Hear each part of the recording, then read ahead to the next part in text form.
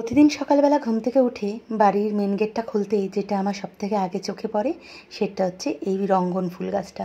আমার বাড়ির ঠিক উল্টো দিকে গাছটা রয়েছে। ফুল কে না ভালোবাসে বলো?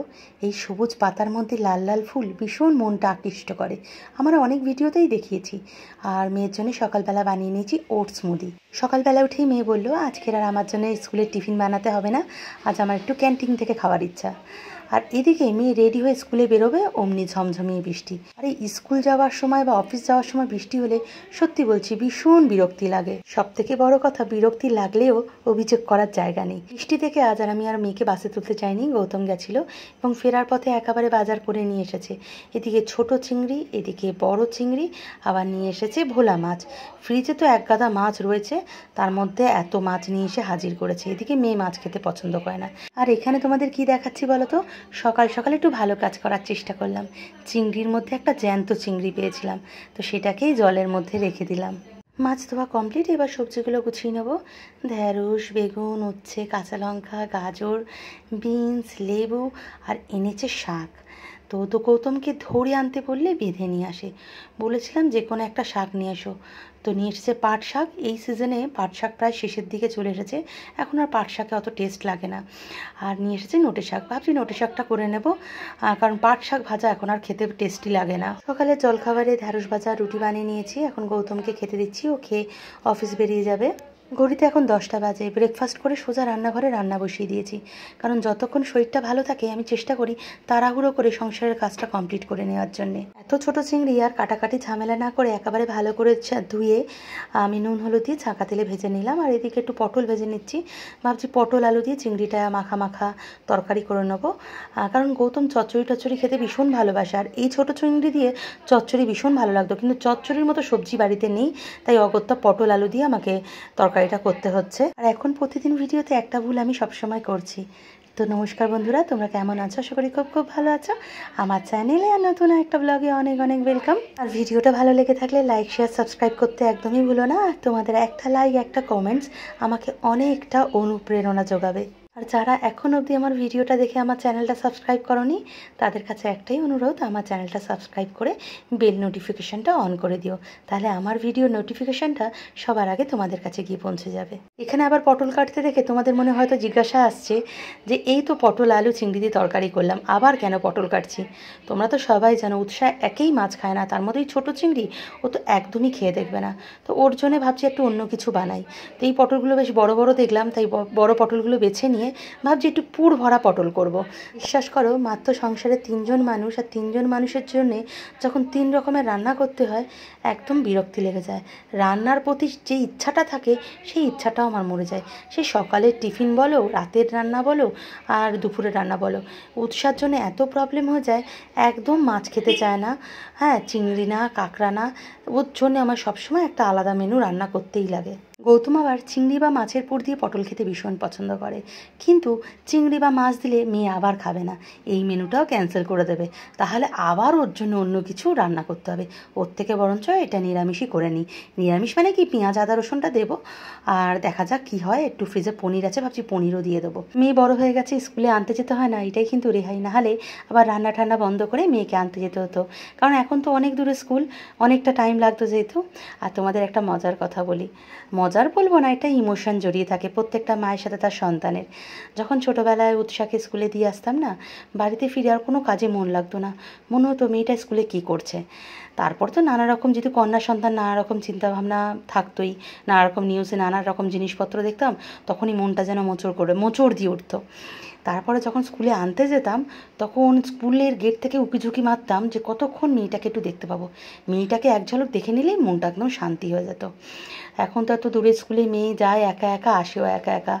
তাও তো মেয়ের কাছে ফোন আছে বাঁচোয়ার, মেয়েকে বলেই দিই যে কিছু হলেই ফোন করবি। তাহলে অতটা দূর থেকে কোনো প্রবলেম হলে ফোন করবে ঠিকই, কিন্তু আমার সেই মুহূর্তে যাওয়াটাও অনেকটা মুশকিলের ব্যাপার। তো আমি শারীরিক দিক দিয়ে এখন একদমই সুস্থ নই, সেহেতু মেয়েকে দূরের স্কুলে দেওয়ার একদমই ইচ্ছা ছিল না, কিন্তু মেয়ের কাছে আমাকে হার মানতে হয় এবং দূরের স্কুলে দিই। এবং মনকে বুঝিয়ে নিই যে মেয়েকে তো বড় হতে দিতে হবে এবং একা একাই ওকে সবটা করতে হবে, একা একা ওকে ছাড়তে হবে। এরপর কলেজ আছে, তারপর যদি দূরে পড়াশোনা করে সেখানে পাঠাতে হবে। কিন্তু বিশ্বাস করে এই আরজিকরের ঘটনাটা, এই যে 1 মাস ধরে যেটা চলছে আমাদের পশ্চিমবঙ্গে, এটা দেখার পর যে সাহসটা মনের মধ্যে করেছিলাম সেই সাহসটা আবার যে কোথায় হারিয়ে গেছে সেটাও তো আমি ভাষায় প্রকাশ করতে পারবো না। সব সময় একটা ভয় কাজ করে, সেই স্কুলে যাক, মেয়ে কোচিংয়ে যাক, ততক্ষণ না বাড়ি ফেরে বাড়ির ভিতর যেন একটা দমবন্ধকর পরিস্থিতি তৈরি হয়, যে কোনো কিছুই যেন আমার একদম ভালো লাগে না।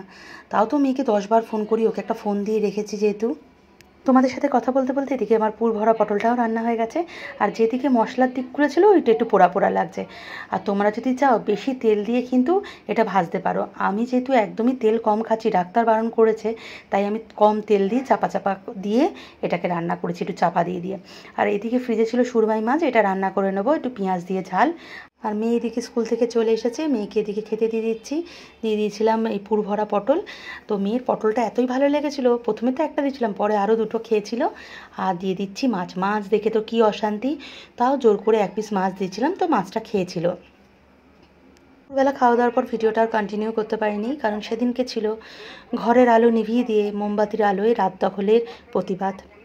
তো সারা দুপুর ধরেই ফোনে ফোনে সবাইকে একত্রিত করা, তারপরে একটা যে কোনো প্রতিবাদ মিছিল তো যেহেতু সবাইকে যোগদান করার জন্য আহ্বান জানানো, সেইগুলো অ্যারেঞ্জ করা, সেই সব করতেই সারা দুপুর এবং সন্ধ্যাটা আমার কেটে গেছিলো। তারপর আমরা আমাদের টেগোর পার্ক থেকে পুরো একটা গ্রুপ করে আমরা সবাই মিলে প্রতিবাদ মিছিল করতে করতে আমরা রুবিতে গেছিলাম। একদিকে রুবি হসপিটাল, একদিকে বিভান্তা, তার মিডিলেই আমরা ছিলাম। আর মিছিলটা যখন আমরা পাড়া থেকে শুরু করেছিলাম তখন হয়তো 150-200 লোক ছিল, কিন্তু মিছিলটা যখন রুবি অবধি নিয়ে গেছিলাম সেটা হয়তো বেড়ে 300-400 হয়ে গেছিলো, কারণ রাস্তায় আমাদের মিছিলের সাথে সবাই পা মিলিয়েছিল। আমার জন্মের পর প্রথম হয়তো এরম বড় প্রতিবাদ মিছিলের আমি সাক্ষী হতে পারলাম। এতদিনে আমি এরম মিছিল আমি দেখিনি। আগে মিছিল মানুষকে খুঁজতো, এখন মানুষ মিছিল খুঁজে সেখানে অংশগ্রহণ করছে। সারা রাত সারা দিন সবাই মিছিলে হাঁটছে প্রতিবাদের জন্যে। ঘুমিয়ে থাকা মধ্যবিত্তরা মনে হচ্ছে অনেক বছর পর জেগে উঠেছে। বিচারের দাবিতে তারা এখন সমস্ত কিছু করে ফেলতে পারে। তারা যে কোনো প্রতিকূল অবস্থায় যে কোনো বড় সংগঠনের সাথে লড়ে নিতে পারে। প্রশাসনকেও তারা ভয় পায় না। সবাইকে পিছিয়ে এখন তারা এগোতে চায়, একসাথে হাঁটতে চায়, একসাথে প্রতিবাদ করতে চায়, আর নিজের ঘরের মেয়ের বিচারটা চাইতে চায়। একটা মা, একটা নারী, একটা মেয়ে হয়ে এখনও যদি আমরা ঘুমিয়ে থাকি, তাহলে আমাদের নিরাপত্তা, আমাদের আগামী প্রজন্মের নিরাপত্তা কে দেবে? লড়াইটা করবে কে? আমি জানি একদিনে কোনো সমাজকে পরিবর্তন করা যায় না, কিন্তু আস্তে আস্তে তো হতে পারে। যদি এখনই না উঠে দাঁড়াই, এখনই না এগিয়ে আসি, তাহলে আর কবে? তো এই আর কবে প্রশ্নটা সবার মনের মধ্যে। কোনোদিন হয়তো ঠিকমতো ঘরে বসে নিউজ চ্যানেল আমি দেখিনি, কিন্তু এখন প্রতি মুহূর্ত আমি নিউজ চ্যানেলের দিকেই চোখ দিয়ে রেখেছি। এই নিউজে যেসব জিনিস দেখছি বা সোশ্যাল মিডিয়ায় যেসব জিনিস জানতে পারছি, এইটুকু ভালো করে বুঝতে পেরেছি, মধ্যবিত্তদের জন্যে না সুপ্রিম কোর্ট, না পুলিশ, না সিবিআই, না প্রশাসন, কেউ থাকে না মধ্যবিত্তদের পাশে। মধ্যবিত্তদের নিজের জন্যে নিজেদের লড়তে হবে, বাঁচতে হবে, শিখতে হবে এবং শেখাতেও হবে। এই রাতে এসে এটুকু বুঝতে পেরেছি, আর আমরা একা নই, আমাদের পাশে অনেকেই আছে। যে কোনো বিপদে একে অপরের পাশে ঝাঁপিয়ে পড়তে হবে। এইভাবে আমাদের বাড়ি ফিরে এসে কিন্তু ঘুমাতে পারিনি। মেয়ে পড়ছিল আর আমি একটু টিভি দেখছিলাম, নিউজে কি দেখাচ্ছে। সারা দেশ যখন জেগে, একটা মেয়ের মা হয়ে আমার চোখে তো ঘুম আসবে না, সেটাই স্বাভাবিক। তো আমি সবার কাছে অনুরোধ করব, বিচারের জন্য কিন্তু সবাই এগিয়ে এসো। তো আজকে ব্লগটা এখানেই এন্ড করলাম। সবাই ভালো থেকো, সুস্থ থেকো।